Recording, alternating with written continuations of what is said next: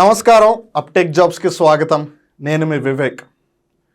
గడిచిన కొన్ని రోజులుగా గడిచిన కొన్ని రోజులనే కాదు, uptake jobs YouTube channel start చేసిన దగ్గర నుంచి కూడా మీరు మాకు ఎప్పుడు సపోర్ట్ చేస్తూనే ఉన్నారు.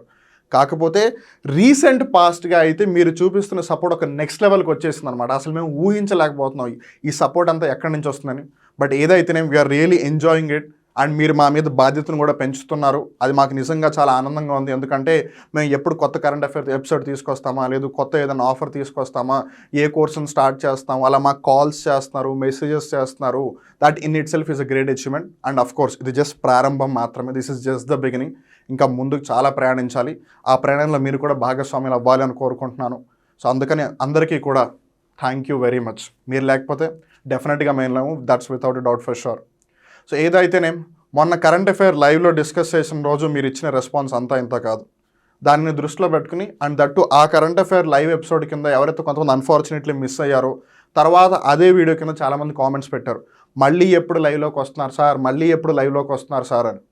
మీకు గుడ్ న్యూస్ ఏంటంటే ఇప్పటి నుంచి అప్టేక్ జాబ్స్ యూట్యూబ్ ఛానల్లో ప్రతి గురువారం సాయంత్రం 5 గంటలకి, ఎందుకంటే మధ్యాహ్నం పూటైతే కొంతమంది అన్ఫార్చునేట్లీ అటెండ్ చేయలేకపోతున్నారు. So we are changing the time. ప్రతి థర్స్డే, ప్రతి గురువారం కూడా సాయంత్రం 5 గంటలకి, ఈవినింగ్ 5 PM నేను లైవ్లోకి వస్తాను. ఒకవేళ if there are any changes in the plan మేము మీకు అడ్వాన్స్గా ముందుగానే చెప్తాము. But as long as there are no changes, మీరు కూడా టైం టేబుల్ రెడీగా చేసి పెట్టుకోండి. మీరు భూమి మీద ఎక్కడున్నా సరే, మరీ ముఖ్యంగా భారతదేశంలో ఎక్కడున్నా సరే, గురువారం వచ్చిందా, సాయంత్రం 5 గంటలైందా, అప్టేక్ జాబ్స్ యూట్యూబ్ ఛానల్లో కరెంట్ అఫైర్ ఎపిసోడ్ లైవ్లోకి వస్తున్నాం. సో ఆ విషయం జాగ్రత్తగా గుర్తుపెట్టుకోండి. సో ఇప్పుడు ముందుగానే చెప్తున్నాను కాబట్టి ఈసారి మటుకు మిస్ అవ్వరని అనుకుంటున్నాను. ఏదైతేనే ఇవాళ మనం చర్చించుకోబోతున్న current affair episode hallmark unique identification. మన భారతదేశ మహిళల దగ్గర ఉన్న బంగారం అంతా ఇంత కాదు. ప్రపంచంలో ఎంత అయితే బంగారం ఇప్పటివరకు బయటికి వెలికి తీయబడిందో గనుల నుంచి, అందులో 11% భారతీయ మహిళల దగ్గరే ఉంది.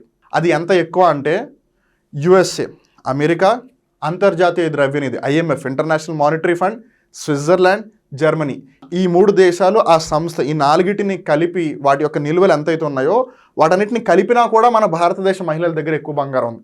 మనం బంగారానికి అంతగా ఎక్కువ విలువ ఇస్తాం. ఇన్ఫ్యాక్ట్ స్టాక్ మార్కెట్ లేదా ఎవరైతే ఇన్వెస్ట్మెంట్, ఫైనాన్షియల్ ఇన్వెస్ట్మెంట్ అంటూ ఎప్పుడూ తిరుగుతూ ఉంటారో, ఆలోచిస్తుంటారో, వాళ్ళైతే గోల్డ్ని డిఫెన్సివ్ ఇన్వెస్ట్మెంట్ అంటూ ఉంటారు. ఎందుకంటే స్టాక్ మార్కెట్లు లేదు మామూలుగా ఎకానమీ అనేది సరిగ్గా పని చేయనప్పుడు, సరిగ్గా గ్రో అవ్వనప్పుడు గోల్డ్ బాగా హెల్ప్ అవుతుంది అని ఆ విధంగా చెప్తుంటారు. ఇప్పుడు క్రికెట్ ఆడుతున్నారు, టపటప 2-3 వికెట్లు పడిపోయాయి. ఇప్పుడు తర్వాత వచ్చే పర్సన్ కూడా హిట్టింగ్కి వెళ్తాడా?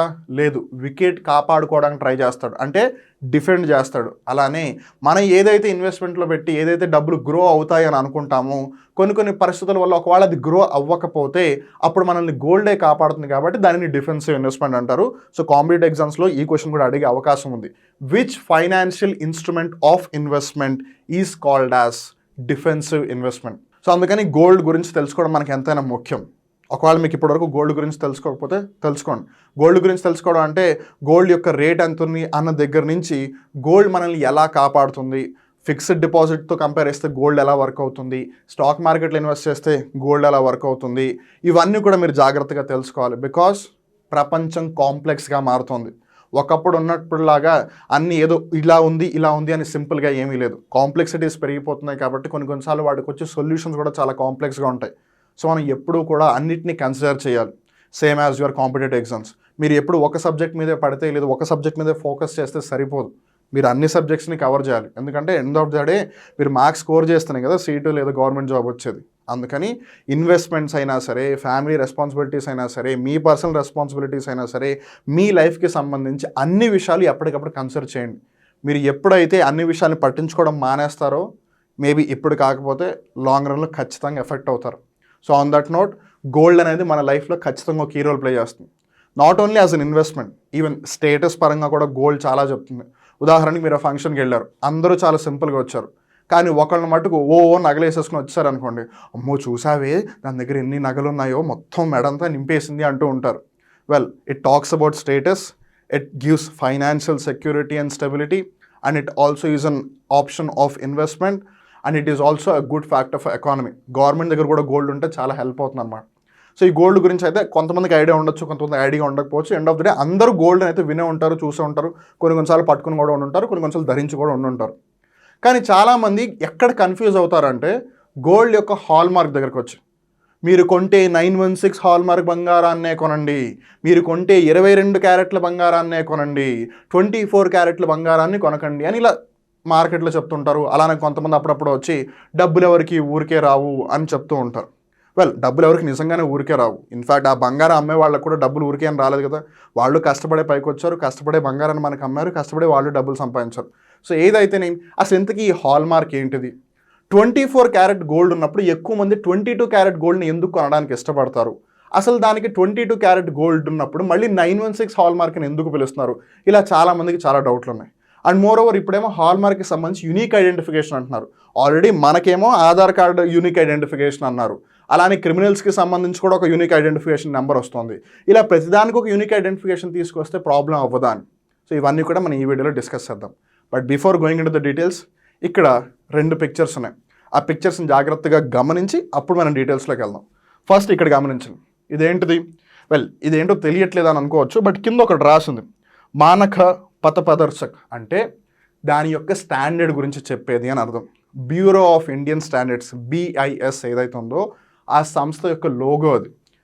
వేరేజ్ ఇక్కడ మీరు జాగ్రత్తగా గమనిస్తే ఇదొక గాజు, అదైతే మనకు క్లియర్గా తెలుస్తుంది. కానీ ఇక్కడ కొన్ని గుర్తులు ఉన్నాయి వాటి మీద. ఏంటంటే ఇది BIS లోగో. ఈ లోగోనే ఆ బంగారం నగ మీద వేశారు, ఆ గాజు మీద వేశారు. దాని పక్కన 916 అని రాస్తుంది.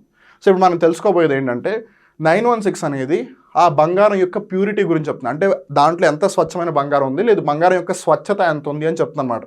ఉదాహరణకి ఇప్పుడు 916 అంటే దాని యొక్క అర్థం ఏంటిది? 100 గ్రాముల బంగారంలో 91.6% స్వచ్ఛమైన బంగారం ఉంది అని. అండ్ ఇక్కడ మీరు జాగ్రత్తగా గమనించాల్సింది ఆ మిగిలిన ఏదైతే 8%, 8.4 చిల్లర ఏదైతే ఉందో అది ఏంటిది అని. కొన్నిసార్లు దాంట్లో కాపర్ని కలుపుతారు, లేదు కొన్నిసార్లు సిల్వర్ని కలుపుతారు. సో అందుకని ఎవరైతే 22 క్యారెట్ బంగారాన్ని ఉపయోగిస్తున్నారో మీరు జాగ్రత్త గుర్తుపెట్టుకోండి, మీరు 100% గోల్డ్ను ఉపయోగించట్లేదు, మీరు గోల్డ్ అలాయ్ని ఉపయోగిస్తున్నారు. ఇప్పుడు మీరు అనొచ్చు అలాయ్ అంటే ఏంటి మాస్టర్ అని. ఎప్పుడైతే ఒక మెటల్తో పాటు ఇంకో మెటల్ కూడా కలుస్తుందో దానిని అలాయ్ అంటారు. లేదు సింపుల్గా చెప్పాలంటే it's a combination of 2 or more metals అనమాట. సో ఇప్పుడు ఈ గోల్డ్లో కూడా ఎప్పుడైతే కాపర్ కానీ విచ్ ఈజ్ అ మెటల్, లేదు సిల్వర్ అది కూడా మెటలే కదా, ఈ రెండింటిలో ఏదో ఒకటి కలుపుతున్నారు కాబట్టి దాన్ని గోల్డ్ అలాయ్ అంటారు. సో గోల్డ్ అలాయ్లో ఎప్పుడైతే 91.6% స్వచ్ఛమైన గోల్డ్ ఉంటుందో దానిని 916 హాల్మార్క్ గోల్డ్ అంటారు, లేదు 22 క్యారెట్ గోల్డ్ అంటారు. ఒకవేళ అది 100% గోల్డ్ ఉంటే దానిని 24 క్యారెట్ అంటారు. కొద్దిసేపట్లో క్యాలిక్యులేషన్ యూసేజ్ కూడా మనం చెప్దాము. సో అప్పుడు మీకు ఇంకా క్లారిటీ వస్తుంది. అలానే ఇక్కడ మీరు జాగ్రత్తగా గమనిస్తే SA సెంటర్. సో ఈ గోల్డ్కి సంబంధించి SA centre and hallmark centres అని కొన్ని ఉంటాయి అన్నమాట. సో ప్రతి గోల్డ్ జ్యువెలరీ ఏదైతే ఉంటుందో అది నగ అవ్వచ్చు, కడియం అవ్వచ్చు, గాజ్ అవ్వచ్చు, చైన్ అవ్వచ్చు, బ్రేస్లెట్ అవ్వచ్చు, వడ్డానం అవ్వచ్చు, మెట్టెల్ అవ్వచ్చు, ఏవైనా సరే వీటి మీద ఆ హాల్మార్క్ వేయడానికి కొన్ని ఎస్ఐయింగ్ సెంటర్స్ ఉంటాయి, వాళ్ళు వేస్తుంటారు అన్నమాట.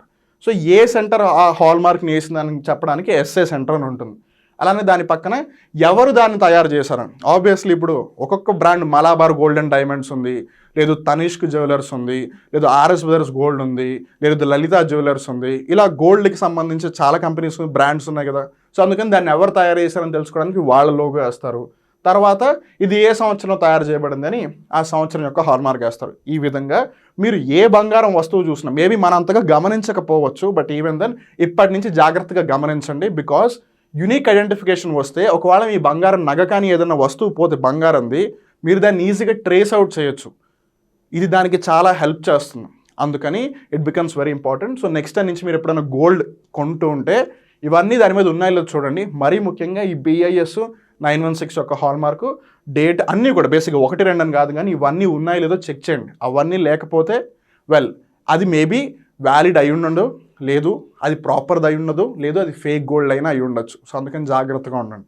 The union ministry of consumer affairs said that the sale of gold jewelry mandates a hallmark unique identification from April 1, 2023. మామూలుగా ఇంతకుముందు ఈ గోల్డ్ యొక్క హాల్మార్క్కి సంబంధించి ఒక 4 డిజిట్ని యూజ్ చేసేవాళ్ళు, తర్వాత దాన్ని 6 డిజిట్స్కి మార్చారు. సో ప్రస్తుతం యాజ్ ఆఫ్ నో ఇవాళ డేట్ ఎంత, మార్చి 6వ తారీఖు 2023 మార్చి 6లో 4 డిజిట్స్ యూజ్ చేస్తున్నారు, 6 డిజిట్స్ యూజ్ చేస్తున్నారు. కానీ ఏప్రిల్ 1వ తారీఖు నుంచి మటుకు, అంటే ఫూల్స్ డే దగ్గర నుంచి, వెల్ ఇది మనల్ని ఫూల్ చేయడానికి కాదు, నేను జస్ట్ ఊరికి గుర్తుపెట్టుకోవడానికి అలా చెప్తున్నాను. సో ఏప్రిల్ 1 నుంచి 2023 సంవత్సరం నుంచి ఈ 4 డిజిట్ అనేది యూసేజ్లో ఉండదు. సో అప్పటి నుంచి ఎవరైతే ఆ హాల్మార్క్ ముద్రిస్తారో అప్పటి నుంచి వాళ్ళు ఖచ్చితంగా ఆ 6 డిజిట్స్ని యూస్ చేయాలి. ఇప్పుడు ఈ 6 డిజిట్స్ అంటే మీకు డౌట్ రావచ్చు. 6 డిజిట్స్ అంటే మహా అయితే ఎంత దాకా వస్తుంది? 1,00,000. మరి భారతదేశంలో బంగారం కొనే వాళ్ళు ఎంతమంది ఉన్నారు కదా, ఒక్కొక్కళ్ళు 10 కేజీలు 5 కేజీలు బంగారం కూడా కొనగలరు కదా. మరి అలాంటప్పుడు వాళ్ళు ఎన్నో గాజులు కొంటూ ఉంటారు. మరి ఆ 10 లక్షల నెంబర్లు సరిపోతాయా అని గుడ్ డౌట్.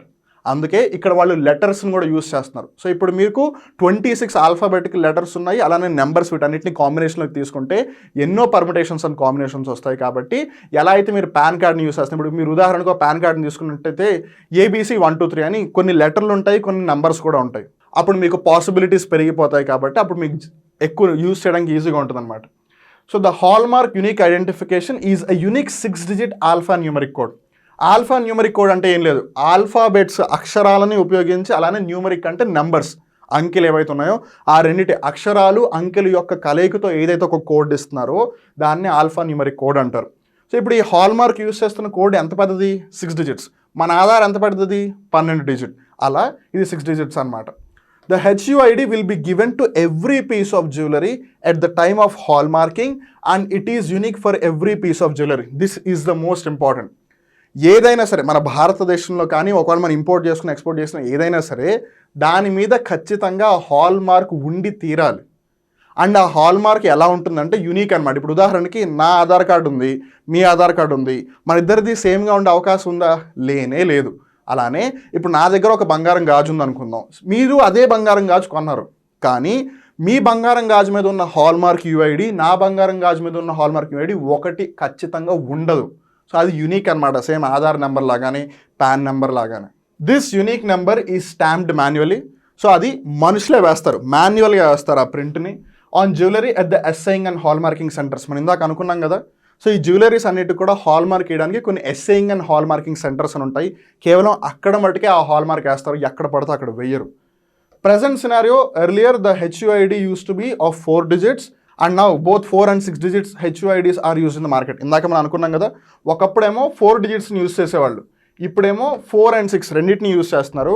April 1st నుంచి మటుకు ఓన్లీ 6ని యూజ్ చేస్తారు. ఇక్కడ మీకు వచ్చే డౌట్ ఏంటంటే ఎవరి దగ్గర అయితే ఈ 4 డిజిట్స్ ఉన్న హాల్మార్క్ అంటే అది పనికి రాదా అని అనుకోవచ్చు. లేదు, వాళ్ళ హాల్మార్క్ మీద వేసే కోడ్ ఏదైతే ఉందో అది April 1st నుంచి 6 డిజిట్స్ అంటున్నారు. దాంట్లో అక్షరాలు లెటర్స్ ఉంటాయి, నెంబర్స్ ఉంటాయి, కానీ 4 డిజిట్స్ వేయరు. అంతేగాని ఆల్రెడీ ఎవరైతే బంగారం ప్రొడక్ట్స్ మీద 4 డిజిట్ కోడ్ ఉందో వాళ్ళు భయపడాల్సిన అవసరం ఏం లేదు, అది కూడా వ్యాలిడే. ఎందుకంటే కోడ్ వేశారు అంటేనే అది వ్యాలిడ్ అని కదా. కోడ్ వేసింది ఎవరు? BIS హాల్మార్క్ దగ్గర, అందుకని కంగారు పడాల్సిందేమీ లేదు. కాకపోతే ఇప్పటికి 6 డిజిట్ కోడ్ వస్తుంది, అది మటుకు గుర్తుపెట్టుకోండి. ఒకవేళ April 1, 2023 తర్వాత మ్యానుఫ్యాక్చర్ అయిన గోల్డ్ ప్రొడక్ట్ ఏదన్నా ఉంటే దాని మీద ఒకవేళ 4 డిజిట్ కోడ్ వేస్తే అప్పుడు మీరు ఈజీగా గుర్తుపట్టచ్చు అది ఒక ఫేక్ వన్ అని. సో ఇంతకీ ఆ సింబల్ ఏంటి? The BIS hallmark consist of 3 symbols. Important symbols అన్న ఉన్నాయంటే 3. ఒకటి BIS స్టాండర్డ్ మార్క్, మీరు ఇక్కడ కూడా గమనించవచ్చు. Of course this is an illustrative pic, ఒక ఊహా చిత్రం అనమాట. కాకపోతే మీరు ఒక నార్మల్ రియల్ గోల్డ్ తీసుకున్నా సరే మీరు దాన్ని ఐడెంటిఫై చేయొచ్చు. అలా BIS మార్క్ ఉంటుంది. తర్వాత వచ్చి 22 క్యారెట్ 916 బంగారం అనమాట. So purity of gold for 22 carrot. ఇక్కడ మీరు జాగ్రత్తగా గమనించాల్సి, ఇందాక అనుకున్నాం కదా మనం క్యాలిక్యులేషన్ పర్పస్తో కూడా చూసుకుందామని. మామూలుగా గోల్డ్ 24 క్యారెట్స్లో ఉంటుంది, 22 క్యారెట్స్లో ఉంటుంది, 18 క్యారెట్స్లో ఉంటుంది. It all depends upon the purity. మామూలుగా ఒకవేళ గోల్డ్ 100% ఉంటే అది 24 క్యారెట్ అంటారు. కానీ గోల్డ్ కంప్లీట్గా గోల్డ్గా ఉంటే దానికి ఉన్న ప్రాపర్టీస్ అంత స్టెబిలిటీగా ఉండవు అనమాట. సో అందుకని దాంట్లో కొన్నిసార్లు కాపర్ని అలానే సిల్వర్ని యూస్ చేస్తారు. సో అన్నిటికంటే స్టెబిలిటీ ఎక్కువగా ఉండే బంగారం ఏది అని అంటే 22 క్యారెట్ గోల్డ్. ఇప్పుడు 916 ఎక్కడి నుంచి వచ్చింది అంటే 24 క్యారెట్కి గాను 22 క్యారెట్ ఉంటే అప్పుడు ఎంత పరిమాణం ఉన్నట్టు గోల్డ్? 91.67%. లేదు, 100 గ్రాముల బంగారం అయితే 91.67 గ్రాములు నిజమైన గోల్డ్ ఉన్నట్టు లెక్క కదా. అందుకనే దాన్ని 916 హాల్మార్క్ అంటున్నారు. అదే ఒకవేళ 23 క్యారెట్ గోల్డ్ అనుకోండి, అప్పుడు దాన్ని 958 హాల్మార్క్ అంటారు. 958. ఎందుకు? 24 క్యారెట్లకు గాను 23 క్యారెట్లే ఉంది అని. అప్పుడు అది 958 అవుతుంది. అదే ఒకవేళ 18 క్యారెట్స్ ఉందనుకోండి, అప్పుడు 750 అంటారు. ఇప్పుడు ఎలా అయితే 22 క్యారెట్ గోల్డ్ని 916 అని పిలుస్తున్నారో 23 క్యారెట్ ఉంటే 958 అని పిలుస్తారు, 18 క్యారెట్ ఉంటే 750 అని పిలుస్తారు. I hope it's clear. So third వచ్చేంటిది ఇంపార్టెంట్, ఆల్ఫా న్యూమరిక్ కోడ్ అనమాట. దీంట్లో నెంబర్స్ ఉంటాయి, అక్షరాలు కూడా ఉంటాయి. ఇప్పుడు దీనివల్ల అడ్వాంటేజెస్ ఏంటి అని చాలామంది అడగచ్చు. వెల్, ఒకటి కాదు చాలానే ఉన్నాయి. ఏంటంటే HUID is unique to each piece of jewellery. మనం ఇందాక అనుకున్నాం కదా, మన ఇద్దరం ఒకవేళ సేమ్ పీస్ ఆఫ్ బ్యాంగిల్స్ కొనుక్కుందాం అనుకుందాం, మనం గిఫ్ట్ ఇద్దాం అనుకున్నాం. ఒకటి నేను మీకు గిఫ్ట్ ఇచ్చాను, ఇంకోటి నాకు మీరు గిఫ్ట్ ఇచ్చారు. బట్ మన ఇద్దరం కొనుక్కుంది సేమ్ ప్రోడక్ట్. ఒక బ్రేస్లెట్ కొనుక్కుందాం అనుకుందాం, లేదా ఒక రింగ్ కొనుక్కుందాం అనుకున్నాం. డిజైన్ ఒకటే, కొనుక్కున్నది కూడా ఒకళ్ళ దగ్గరే, ప్రైస్ కూడా ఒకటే. కానీ మీ దగ్గర ఉన్న రింగ్, నా దగ్గర ఉన్న రింగ్ యొక్క ఐడెంటిటీ మారిపోతుంది అనమాట. సో అది unique. Ensures the credibility of the jewellery. So obviously దాని వాల్యూ దానికి ఉంటుంది, దీని వాల్యూ దీనికి ఉంటుంది. ఇప్పుడు ఒకవేళ నా దగ్గర ఉన్న కోడ్ని మీ దాని మీద వేస్తారు అనుకోండి, ఆల్రెడీ నా దగ్గర ఉంది కాబట్టి ఇప్పుడు మీది క్రెడిబుల్ కాదని తెలిసిపోతుంది కదా, నా దాని యొక్క క్రెడిబిలిటీ ఇంకా ఎగ్జిస్టెన్స్లో ఉంటుంది అదనమాట. అలానే ఇట్ ఎనేబుల్స్ ఇట్స్ ట్రేసబిలిటీ. ఉదాహరణకి బంగారం నాకు ఆబ్వియస్లీ దొంగల కళ్ళు ఎప్పుడు దాని మీద ఉంటాయి, ఎప్పుడు కొట్టేద్దామా అని చూస్తూ ఉంటారు. సో కొట్టేసినప్పుడు కొన్నిసార్లు దొంగలు దొరుకుతారు, కొన్నిసార్లు వాళ్ళు ఎవరికి అమ్మరు కూడా, వాళ్ళ దగ్గర దాచిపెట్టుకుంటారు. సో దొంగల నుంచి వాళ్ళ బంగారం తీసుకొచ్చుకున్నారు. ఇప్పుడు మీరు కొన్నప్పుడు ఆ డీటెయిల్స్ ఉంటాయి కదా, ఆ యూనిక్ ఐడెంటిఫికేషన్ దాని మీద ఒక్కదాని మీద ఉంది కదా, అదే నెంబర్ కానీ అదే కోడ్ కానీ ఇంకో గోల్డ్ జ్యువెలరీ ఐటమ్ మీద ఉండే అవకాశమే లేదు, exactly like Aadhaar card. So అందుకని ఆ నెంబర్ మీ దగ్గర ఉంటే దాని ప్రూఫ్ మీరు చూపించగలిగితే డెఫినెట్గా ప్రూవ్ అయిపోతుంది అది మీదే అని. అలా మీరు దాన్ని ఈజీగా ట్రేస్ చేయొచ్చు. Doesn't jeopardise data privacy or security. Jeopardise అంటే ప్రమాదంలో పడేటట్టు లేదా ప్రమాదంలో పెట్టేటట్టు అని. ఇప్పుడు ఉదాహరణకి ఆ కోడ్కి బదులుగా మీ ఫోన్ నెంబరో లేదు మీ డేట్ ఆఫ్ బర్తో లేదు మీ పేరే పెట్టారనుకోండి, ఒకవేళ ఎవరికైనా మీ నెంబర్ తెలిసిపోతే మిమ్మల్ని టార్చర్ చేస్తారుగా, హరాస్ చేస్తారుగా, ప్రాబ్లమ్స్ అవుతాయి కదా. సో ఇప్పుడు చాలాసార్లు మీరు ప్రతిదానికి ఆధార్ కార్డుని లింక్ చేయండి, ఆధార్ కార్డుని లింక్ చేయండి అంటే చాలామంది భయపడుతూ ఉంటారు. ఎందుకంటే నా బ్యాంక్ అకౌంట్కి కూడా ఆధార్ కార్డే లింక్ అయి ఉంది, నా పాన్ కార్డుకి కూడా అదే ఆధార్ కార్డు లింక్ అయి ఉంది, నా ఓటర్ కార్డుకి కూడా అదే ఆధార్ కార్డు లింక్ అయి ఉంది, నా టెలిఫోన్ నెంబర్కి కూడా అదే ఆధార్ కార్డు లింక్ అయి ఉంది. ఇలా అన్నిటికీ ఆధార్ కార్డే లింక్ అయి ఉంటే రేపు ఆధార్ కార్డుని ఏ విధంగా అయినా సరే ఒకవేళ హ్యాక్ చేయగలిగితే మొత్తం అన్ని ప్రాబ్లమ్స్ అవుతాయని. సో అలా ఇక్కడ ప్రైవసీ అలా ఏమీ లేదు. అలానే వెరిఫికేషన్ దగ్గరకు వచ్చేస్తే the authenticity of the hallmark jewellery can be checked by using verify HUID feature on the BIS care app. అంటే ఆ క్రెడిబిలిటీ కానీ అది నిజంగానే కరెక్ట్గా ఉందా లేదా, లేదు ఏ ప్రోడక్ట్ ఉందా అవన్నీ తెలుసుకోవడానికి BIS కేర్ యాప్ ఏదైతే ఉందో దాంట్లో మనం చెక్ చేయొచ్చు అనమాట. ఆ ప్రోడక్ట్కి ఆ ఐడి ఉందా, లేదు వేరే ఆల్రెడీ తయారై ఉంది, అలా ఫేక్గా ఇంకో ఏదైనా ప్రోడక్ట్ ఉందా అని మనం ఈజీగా తెలుసుకోవచ్చు. సో మనం అలాగే ఇందాక నుంచి బ్యూరో ఆఫ్ ఇండియన్ స్టాండర్డ్స్ గురించి డిస్కస్ చేస్తున్నాం కాబట్టి దీనికి సంబంధించి రెండు ముఖ్యమైన విషయాలు తెలుసుకుందాం. The bureau of Indian standards ఒకప్పుడైతే ISI అని పిలిచేవాళ్ళు, ఇండియన్ స్టాండర్డ్ ఇన్స్టిట్యూట్, తర్వాత నుంచి దాని పేరు మార్చారు. It is the national standards body of India. మన ఇండియా మొత్తానికి సంబంధించి యూనియన్ టెరిటరీ స్టేట్స్ అన్నిటికీ సంబంధించి స్టాండర్డైజేషన్లో హెల్ప్ అయ్యి లేదు స్టాండర్డైజేషన్కి సంబంధించి ఏదైనా సంస్థ ఉందా అంటే అది BIS అనమాట. It is established under the bureau of Indian standards act 1986. ఈ చట్టం చాలా చాలా ఇంపార్టెంట్. ఏ చట్టం ఆధారంగా BIS సంస్థ పనిచేస్తుంది లేదా దాని యొక్క స్థాపన జరిగింది అంటే bureau of Indian standards act 1986. BIS is working under the aegis of Ministry of Consumer Affairs, Food and Public Distribution and Government of India. వీళ్ళందరి యొక్క ఆధ్వర్యంలో BIS పనిచేస్తుంది. సో ఏ మంత్రిత్వ శాఖ BISని నిర్వహిస్తుంది, లేదు BIS ఏ మంత్రిత్వ శాఖ ఆధ్వర్యంలో పనిచేస్తుంది అంటే ministry of consumer affairs, food and public distribution, అలానే భారతదేశ కేంద్ర ప్రభుత్వం గవర్నమెంట్ ఆఫ్ ఇండియా కూడా. ఈ విషయం మనం చాలా జాగ్రత్తగా గుర్తుపెట్టుకోవాలి. ఇక్కడితో ఇవాళ కరెంట్ అఫైర్ ఎపిసోడ్ ముగుస్తుంది. అలానే గుర్తుంది కదా, ఇప్పటి నుంచి ఎవ్రీ థర్స్డే ప్రతి గురువారం కూడా అప్టేక్ జాబ్స్ యూట్యూబ్ ఛానల్లో కరెంట్ అఫైర్ లైవ్లో వస్తుంది. సో ఆ విషయం జాగ్రత్తగా గుర్తుపెట్టుకోండి. On that note, keep watching uptake jobs, keep learning more. This is Vivek signing off.